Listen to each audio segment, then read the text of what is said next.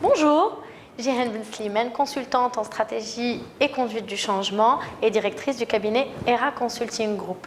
Que faire quand mon boss ne m'aime pas? Voici le sujet que nous allons traiter aujourd'hui.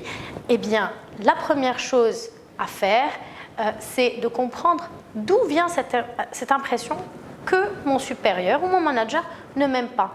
Est-ce qu'il n'y aurait pas un problème de perception ou tout simplement d'impression? Par contre, si effectivement je vois qu'il y a des humiliations en public ou des remarques en public de par mon supérieur hiérarchique, là effectivement je dois commencer à me poser des questions. La deuxième étape, c'est d'analyser la situation. Analyser la situation comment?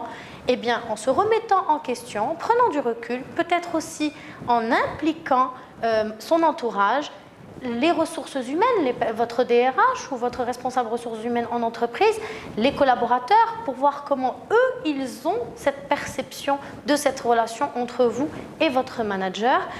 Ensuite, la troisième étape, eh bien, c'est d'en discuter avec votre manager directement en créant une communication dite informelle, c'est-à-dire pas en réunion, mais plutôt en l'invitant à aller prendre un café officieusement ou lors d'un déjeuner, et puis lui dire votre sentiment, votre émotion, et faire ce que j'appelle un plan cravate. Qu'est-ce que c'est qu'un plan cravate?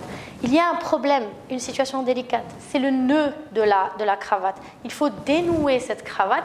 Pour dénouer cette cravate, eh bien, il faut que l'autre, donc le manager, s'exprime sur la situation.